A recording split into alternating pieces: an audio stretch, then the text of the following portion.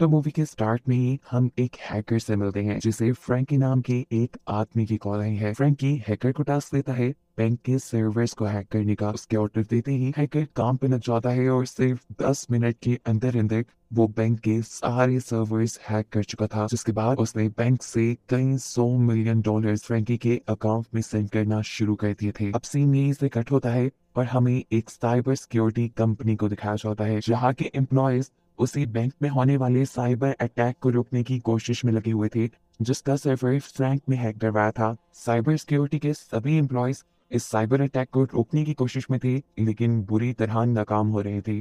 कोई भी हैकर के कोड्स को ब्रेक नहीं कर पा रहा था और ऐसे हर गुजरते मिनट के साथ बैंक के अकाउंट में से लाखों डॉलर्स माइनस हो रहे थे, यानी निकल रहे थे। अब हम साइबर सिक्योरिटी कंपनी के चीफ को देखते हैं, जो कि कोई और नहीं बल्कि फ्रैंकी ही है। यानी कि फ्रैंकी ने खुद अपने ही क्लाइंट बैंक के सर्वर को हैक करवाया था, वो भी किसी दूसरे एम्प्लॉय के जरिए। यानी अपनी कंपनी के एम्प्लॉय के जरिए नहीं, कंपनी के सारे एम्प्लॉयज इस चीज से बेखबर हैं कि उसका बॉस इस सब में इन्वॉल्व है। वो लोग मेहनत कर रहे थे कि किसी तरह इस साइबर अटैक को रोका जा सके, और जब ये सब लोग हार मान जाते हैं तो फिर ये लोग बुलाते हैं केविन को। केविन समझ ले उनके सॉफ्टवेयर का बादशाह था और इस टाइम अपनी बेटी के हार्ट सर्जरी के सिलसिले में छुट्टियों पे था। लेकिन ऑफिस से ये इमरजेंसी कॉल आते ही वो फौरन ऑफिस पहुंचता है। ऑफिस पहुंचकर वो दिखता है कि सिचुएशन बहुत खराब है। तभी साइबर अटैक को रोकने की कोशिश कर रहे हैं, लेकिन कोई भी कुछ नहीं कर पा रहा क्योंकि बैंक का सर्वर पूरी तरह हैकर के कंट्रोल में था।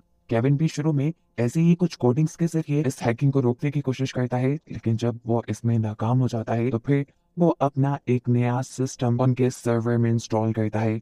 इस सिस्टम का नाम उसने फायरवॉल रखा था, जो कुछ ही सेकंड में हैकर की कोडिंग को तोड़ देता है और ऐसे हैकिंग के जरिए जितने भी पैसे बैंक के अकाउंट से निकल रहे थे वो भी निकलना बंद हो जाते हैं। और फिर फाइनली ये लोग सर्वर को वापस मेंटेन भी कर लेते हैं। केविन के इस काम से सभी लोग बहुत खुश थे सिवाय उसके बॉस के, क्योंकि हमें तो पता है ये सारा प्लान उसके बॉस का ही था। उसे केविन पे बहुत ज्यादा गुस्सा आ रहा था, इसीलिए वो केविन से कहता है तुमने अपना नया सिस्टम उनके सर्वर में इंस्टॉल क्यों किया? अगर वहां कोई और गड़बड़ी हो जाती फिर उसका जिम्मेदार कौन होता? हालांकि केविन ने तो अच्छा काम किया था, फिर भी केविन को डांट पड़ी थी। खैर अब सीन कट होता है और हमें पता चलता है कि जब तक उस अटैक को रोका गया था तब तक बैंक में से कई $100 मिलियन खाली हो गए थे और बैंक की ट्रांजैक्शन हिस्ट्री भी डिलीट कर दी गई थी, जिससे कोई नहीं जानता था ये पैसा किसके अकाउंट में ट्रांसफर हुआ। अब पता चलता है कि फ्रैंकी को तो इस हैकिंग के जरिए थोड़े कम पैसे निकालने थे, लेकिन उसने ज्यादा निकाल लिए और इसके लिए उसे कोई डांट रहा है, और वो है इसी साइबर सिक्योरिटी कंपनी का डायरेक्टर। और असल में वही मास्टरमाइंड है। वो फ्रैंक से पूछता है तुम्हें सिर्फ $500 मिलियन निकालने को कहा था, तुमने इससे ज्यादा क्यों निकाले? जवाब में फ्रैंकी कहता है क्योंकि कुछ मुझे भी चाहिए थे। इस मर्तबा फ्रैंकी के इस एटीट्यूड पे उसका बॉस बहुत ज्यादा गुस्सा था, क्योंकि एक और ट्विस्ट कहानी में ये है कि उसके बॉस से भी ये काम किसी और ने करवाया था, और ये था असल में मनी लॉन्ड्रिंग का माफिया, एक बहुत बड़ा गैंगस्टर पोंग, जो इस टाइम चेन को किडनैप करवा चुका है। उससे पूछता है तुमने टारगेट से ज्यादा पैसे क्यों निकाले?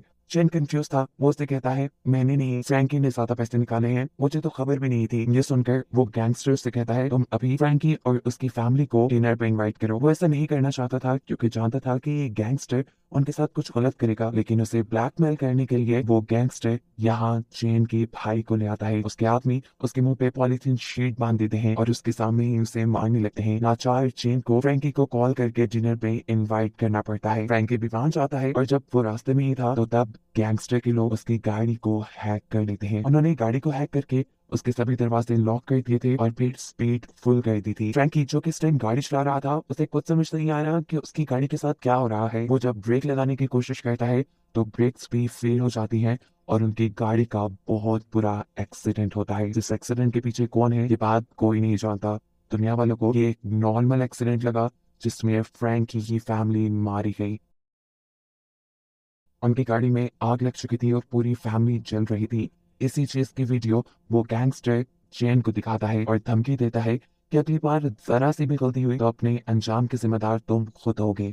वो अब घबरा चुका था क्योंकि उसे पहले आइडिया नहीं था कि उसने कितने गलत आदमी के साथ अपनी लालच में ये काम शुरू कर दिया था। खैर अब तो वो फंस चुका था, जैसे ही गैंगस्टर कहता उसने वैसा ही करना था।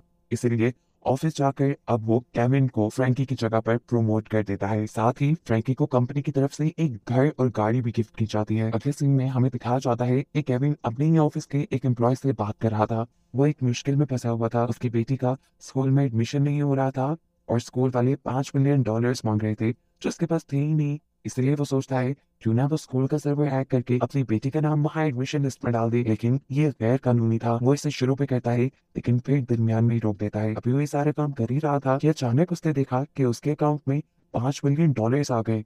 अभी वो इसी चीज पे हैरान था कि एकदम से कहीं दूसरे अकाउंट से भी उसके अकाउंट में काफी सारे पैसे आ जाती हैं और उसकी बेटी का स्कूल में एडमिशन भी हो जाता है। ये बात उसे एक मैसेज के जरिए पता चली थी जिसमें लिखा था कि डोनेशन फी किसी और ने भर दी है और वो टीचर जो केविन की बेटी का एडमिशन नहीं कर रही थी वो भी मान गई है। केविन हैरान था कि उसकी इतनी मदद कौन कर सकता है। अगले दिन अब चैन उसे ऑफिस से बाहर एक अकेली सुनसान जगह पर मिलने के लिए बुलाता है। केविन जो कि एक मजा हुआ खिलाड़ी था वो समझ गया कि चैन कोई ऐसे ही बात करने वाला है, इसलिए उसने अपना फोन पहले से ही रिकॉर्डिंग पे लगा दिया था। चैन यहाँ सब कुछ केविन को सच बता देता है कि उस बैंक पे साइबर अटैक मैंने खुद करवाया था। याद है कि तुम्हारे अकाउंट पे जितने पैसे आए हैं वो भी मैं ही भेज रहा हूँ और मेरी ही वजह से तुम्हारी बेटी का एडमिशन भी हुआ है। और अगर तुम हमारा साथ देते हो इस टाइम जितने पैसे तुम्हारे बैंक अकाउंट में है उससे भी डबल तुम्हारे बैंक अकाउंट में आना शुरू हो जाएंगे। लेकिन केविन वो एक ईमानदार आदमी था। वो इस ऑफर को रिजेक्ट कर देता है और साथ ही चैन के बारे में सब कुछ पुलिस को बताने की भी धमकी देता है। अब चैन को भी इस चीज से शक हो गया था कि जरूर केविन ने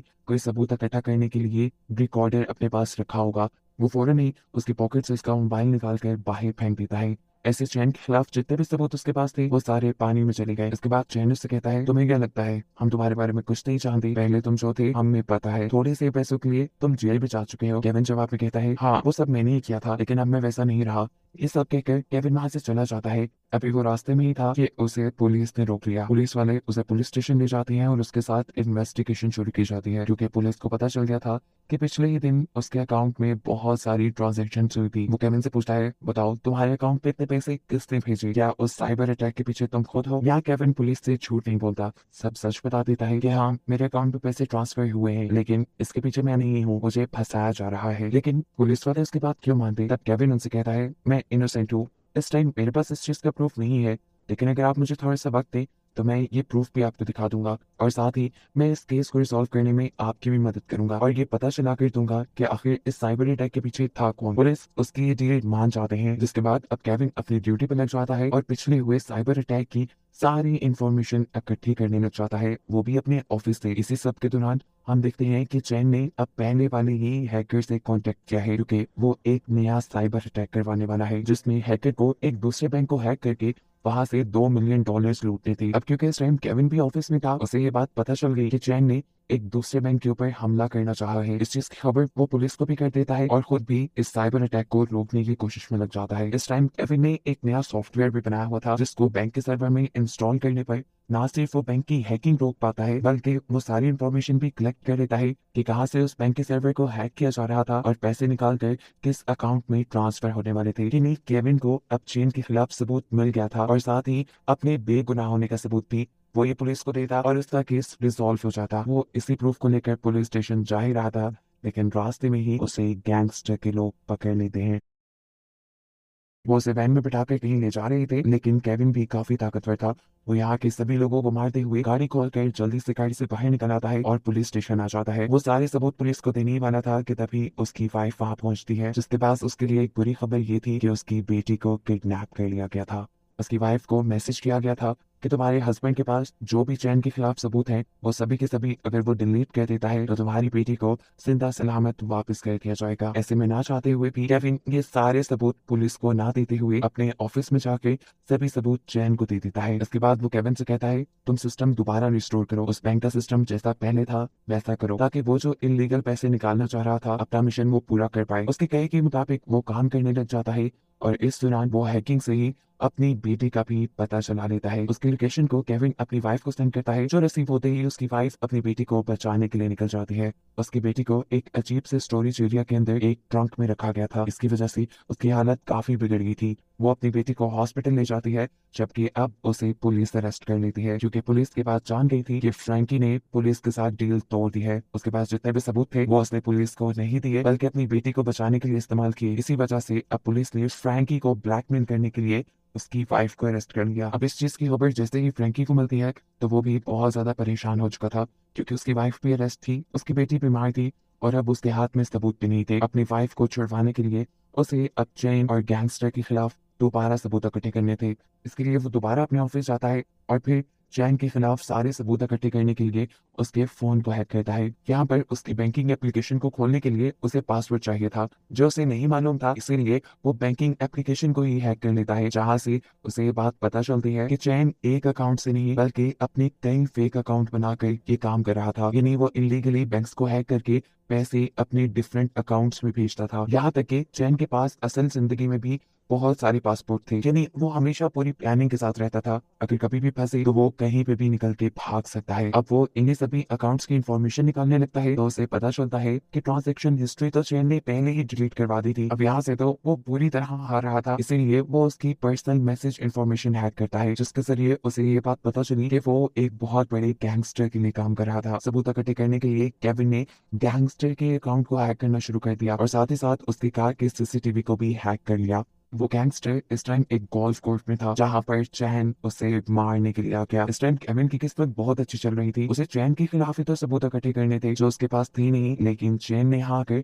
खुद ही सारे सबूत उसे दे दिए। चैन भी इस दिन में इस गैंगस्टर की ब्लैकमेलिंग से थक गया था और वो यहाँ उसे मारने आया था। वो सबसे पहले यहाँ आकर उसके दो गार्ड्स को मारता है, जिसकी सारी सीसीटीवी फुटेज पुलिस के पास चली जाती है, क्योंकि ये सारा काम उसने गैंगस्टर की गाड़ी के पीछे खड़े होकर किया था और गैंगस्टर की कार के कैमरास को केविन पहले से ही हैक करके उसकी फुटेजेस पुलिस को दिखा रहा था। केविन ने चेन की लाइव लोकेशन भी पुलिस को सेंड कर दी थी, इसीलिए फौरन पुलिस चैन को पकड़ने के लिए यहाँ गई और इस चीज की भनक चैन को भी हो गई। वो फौरन अपनी गाड़ी में बैठा यहाँ से भागने के लिए, लेकिन पुलिस लगातार उसका पीछा कर रही थी और वो ये बात समझ गया कि जरूर उसका फोन किसी ने हैक किया हुआ है, जिसकी वजह से उसकी लोकेशन उनको पता चल रही है। इसीलिए वो अपना फोन गाड़ी से बाहर फेंक देता है। उसका मोबाइल फेंकते ही केविन उसकी लोकेशन ट्रेस नहीं कर पाता और अब वो बुरी तरह फंस गया था। उसे समझ नहीं आ रही थी कि वो क्या करे। तब उसे याद आता है कि एक मरतबा उसने चैन की केबिन में वो मेडिसिन देखी थी जो केविन भी अपनी बेटी के लिए मंगवाया करता था। वो अब डिलीवरी कंपनी के सर्वर हैक करता है और उसे हैक करके चैन के घर का एड्रेस पता चला लेता है। ये एक अजीब सी जगह थी, यहाँ किसी का घर तो नहीं हो सकता था।